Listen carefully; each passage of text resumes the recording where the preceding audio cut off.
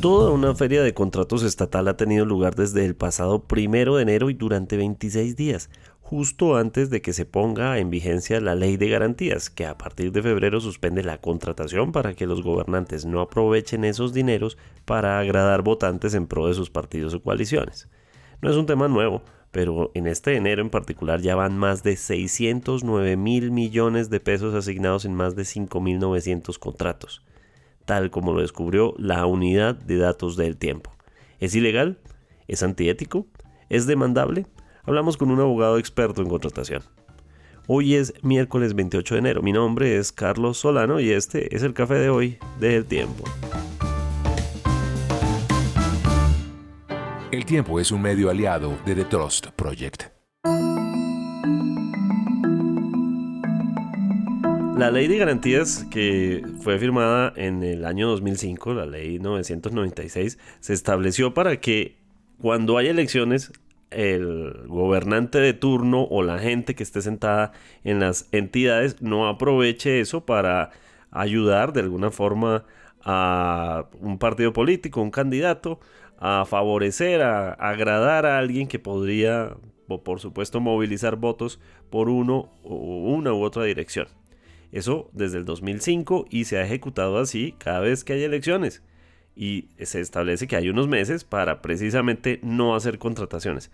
El tema es que la ley de garantías empieza a entrar en vigor este año en febrero. Y lo que suele ocurrir es que hay un desfile, una feria de contratos. No es la primera vez que pasa, pero sí es notorio que en los últimos días en el mes de enero, que van transcurridos 27 días hasta el día de hoy, pues hay contratos firmados por 609 mil millones de pesos, justo antes de que se cumpla la ley de garantías, cuando después ya no pueden firmar más contratos, que eso es lo que establece la ley. Y ese hallazgo lo hizo la Unidad de Datos del Tiempo y está con nosotros la periodista Sabrina de Jesús Bastidas, quien ha estado en esa investigación. Sabrina, bienvenida. Muchas gracias, gracias por la invitación, gracias por el espacio. Bueno, pues Sabrina, lo primero es empezar a desmenuzar. Si bien la contratación no es ilegal, sí es particularmente notoria esa acumulación de contratos. 609 mil millones de pesos en una serie de entidades, ministerios. ¿Cuál es ese ministerio en el que se concentra más la cantidad de contratos? Bueno, la cantidad de contratos, nosotros hicimos una diferenciación entre la cantidad de contratos que se firmaron y los ministerios que mayor monto en dinero implementaron para la contratación. Entonces, el ministerio con mayor número de contratos fue el Ministerio de Minas y Energía. Nosotros encontramos que ellos firmaron 883 contratos del 1 de enero hasta el 26, que fue el corte que nosotros tomamos para hacer la investigación en el SECOP.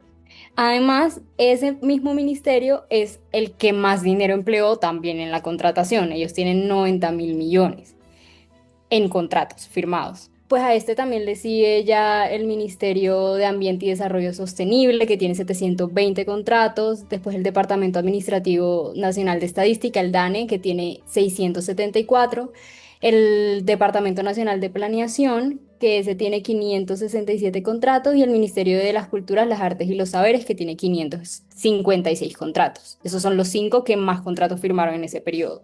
De acuerdo, pues Sabrina, además hay que decir, algunos de estos ministerios, no está mencionado ahí entre esos el del Ministerio de la Igualdad, pero por ejemplo, en años anteriores, a algunos de esos ministerios se les recriminó la baja ejecución de contratos y de presupuesto, y de repente estamos hablando de una muy altísima ejecución en muy poco tiempo. Sí, sí, sí. Nosotros justo, ellos sí han firmado contratos, perdón, el Ministerio de la Igualdad ha firmado 32, pero no está dentro del top, por así decirlo, que son los que más números han firmado en las 3 semanas que van de enero. Sin embargo, en estos 3 días que quedan, todavía pueden seguir firmando contratos. Eso no implica que no puedan entrar dentro de esa lista. Y no necesariamente eso implica alguna suerte de ilegalidad o algo, son contratos pues como los contratos. Exacto, son contratos que se firmaron y como están justo antes de la ley de garantías, en realidad no estarían incurriendo en una irregularidad, por así decirlo.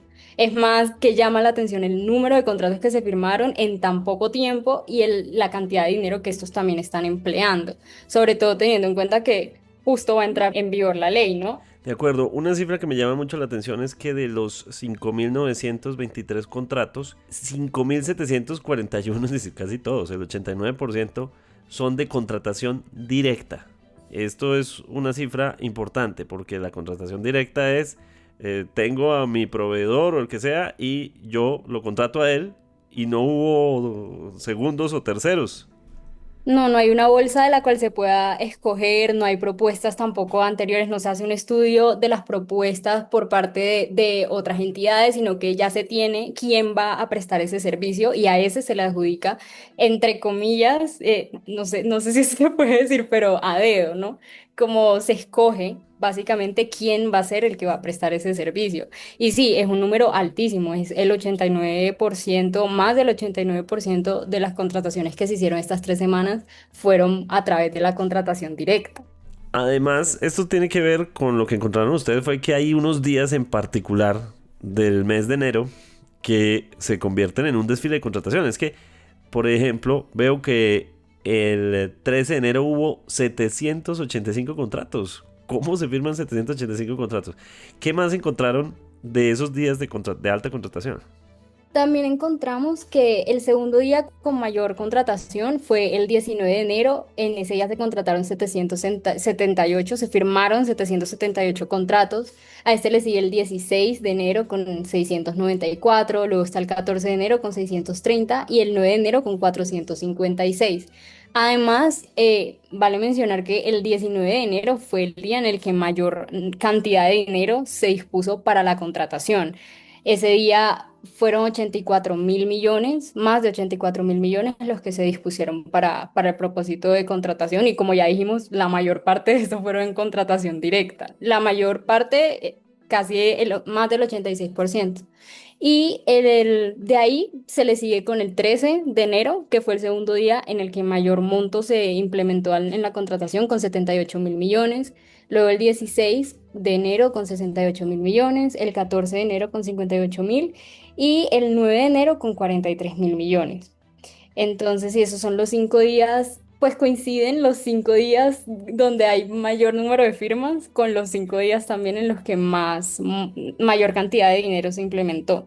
No están en el mismo orden, pero siguen siendo los mismos. De acuerdo, ¿hay alguna forma de saber qué tanto aumento hubo con respecto a otros meses? Por ejemplo, si uno dijera enero del 2025, enero del 2024. Sí se puede hacer, es hacer una búsqueda nuevamente en Secop en la que se recopilen todos esos contratos. Entonces, modificar esa fecha de búsqueda que nosotros usamos, que establecimos como el del 1 de enero al 26 de enero del 2026, y replicarla con el 2025, el 2024, las fechas que queramos ver. Y ahí sí se puede hacer esa comparación. Y precisamente seguro se van a ver ciertas tendencias, porque puede, por ejemplo, en noviembre, la última ley de garantías que fue para las elecciones del Congreso, también pudimos ver este tipo de movimientos, que son justo las semanas antes de que entren en vigor estas medidas que aumenta la contratación de manera abismal.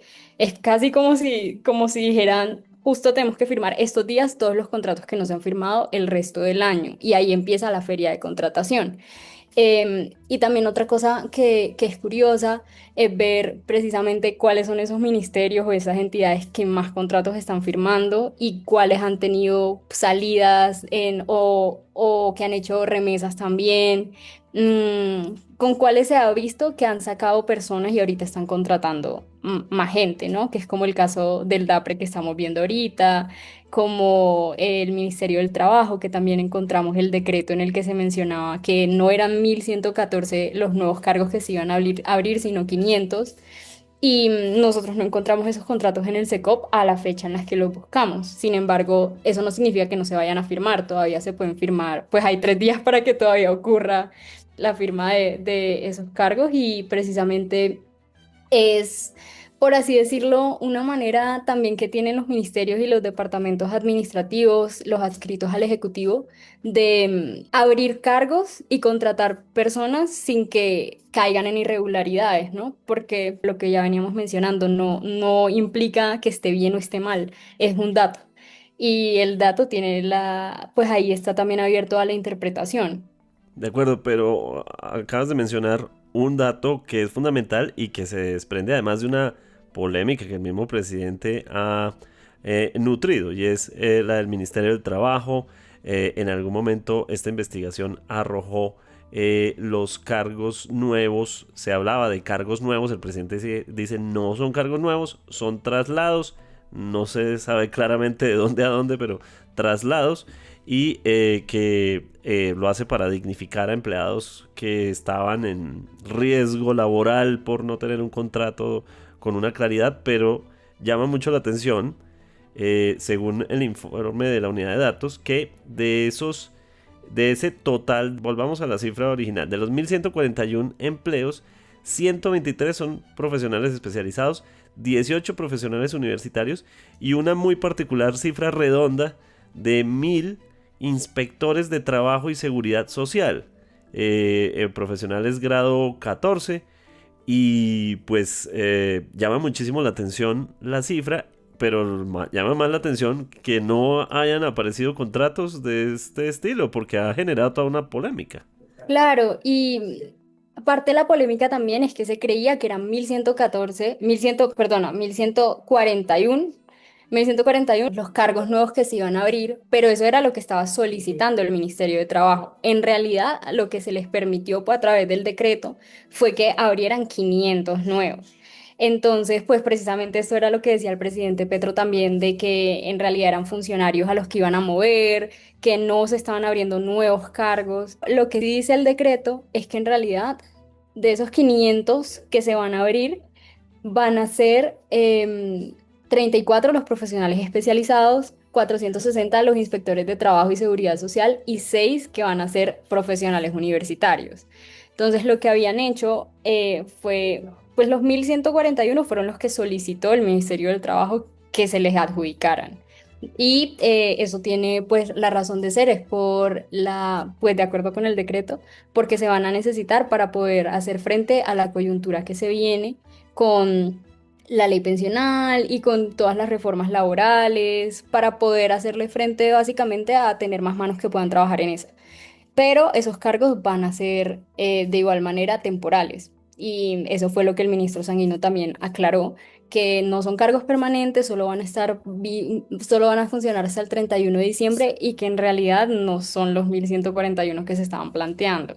Entonces sí, pero sí 500 nuevos, exacto. Son 641 menos de lo que de los que estaba solicitando el Ministerio del Trabajo, pero sí se van a abrir cargos nuevos que pues ahí está en el decreto, ¿no? Está especificado y si se revisa el decreto, ahí se puede ver bajo qué condiciones, cuál es el plazo en el que van a estar funcionando, cómo van a estar divididos, toda esa información está disponible.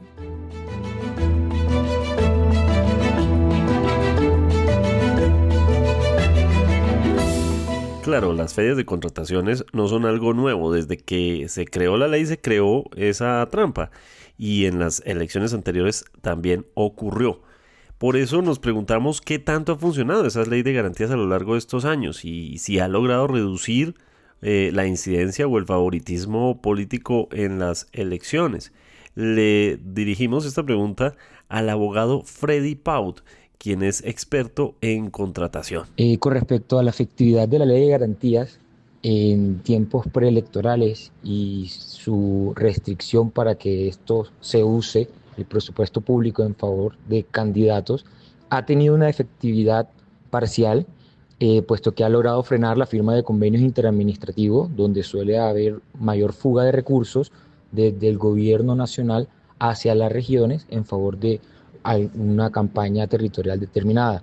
Pero esto ha surgido paradójicamente un efecto boomerang, puesto que la ley genera una maratón de contratación en las semanas previas a su entrada en vigencia, y las entidades, para no quedar paralizadas durante 4 meses, lo que hacen es ejecutar todo el presupuesto anual en tiempo récord. La incidencia política, si bien reduce la presión durante los meses de campañas, no elimina el clientelismo, simplemente lo anticipa. Los contratos de prestación de servicios, al ser directos, siguen siendo el principal vehículo de influencia política, solo que hasta ahora se firman en enero en lugar de marzo. Abogado, si bien la contratación en sí misma antes de la ley de garantías no representa ningún tipo de ilegalidad, desde lo jurídico alguien podría determinar que esto, por ejemplo, pueda ser demandable, que una contratación de estas pueda ser en algún punto demandable? Contratar antes de que inicie la restricción no es ilegal. Sin embargo, en el derecho administrativo existe una figura llamada la desviación de poder.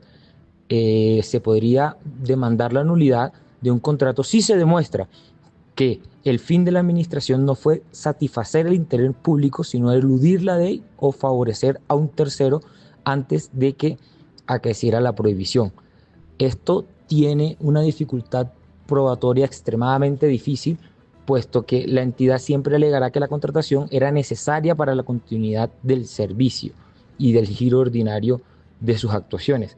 La vía de control, más que una demanda de nulidad ante el Consejo de Estado o el órgano territorial que la rige, estas situaciones suelen derivar en investigaciones ante la Procuraduría General de la Nación por posibles faltas disciplinarias relacionadas con la planeación contractual. De los más de 5.900 contratos hay que decir que el 89% fueron por contratación directa, al parecer sin otros participantes por dichos contratos. ¿Es esto irregular de alguna forma? Aquí debemos separar la legalidad de la buena práctica administrativa, puesto que la mayoría de esos 5.741 contratos directos son de prestación de servicios profesionales y apoyo a la gestión. La ley colombiana permite que estos se hagan de forma directa. Sobre si es irregular, no per se, pero el uso masivo y sistemático de esta modalidad desnaturaliza el espíritu de la Ley 80 de 1993, que dicta que la selección objetiva, licitación, debe ser la regla general. Un 90% de contratación directa sugiere que el Estado no está comprando al mejor postor, sino vinculando personas bajo criterios discrecionales. Uno de los temas ha sido la contratación temporal en el Ministerio del Trabajo de estos funcionarios. Alrededor de 500 cargos nuevos, nos explicaba nuestra periodista de la unidad de datos, y en su mayoría son temporales hasta diciembre del 2026. ¿Es normal este tipo de contratación precisamente desde el Ministerio del Trabajo? Más que entrar a mirar su normalidad, hay que entrar a vislumbrar su legalidad. La creación de plantas temporales está regulada por la Ley 909 del 2004. Para que sea válida, requiere un estudio técnico y disponibilidad presupuestal. En el contexto de la reforma laboral, el gobierno justifica estos 500 cargos bajo la necesidad de implementar la Ley 2466 del 2025. Jurídicamente es una justificación válida si la carga laboral excede la capacidad de la planta permanente, como es el caso que nos ocupa. Lo que hay que entrar a analizar es que si se están siguiendo los lineamientos de las buenas prácticas de la gestión pública, puesto que ante una necesidad técnica sobreviniente, como lo es la implementación de la reforma antes mencionada, la creación de estos cargos responde a un procedimiento administrativo reglado. La controversia no es sobre su legalidad, que es sólida si hay una buena fundamentación en los estudios técnicos, sino sobre la oportunidad administrativa. Y es una práctica común de los gobiernos, crean plantas temporales para asegurar que las reformas tengan personal que las ejecute antes de que la ley prohíba cualquier movimiento de nómina. Y esto conlleve a la falta de capacidad del recurso humano y técnico necesario para la implementación de su reforma.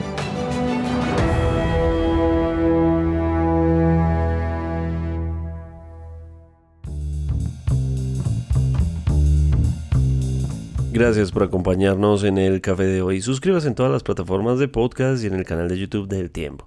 Nos encuentran también en Instagram y en X como @podcast del Tiempo.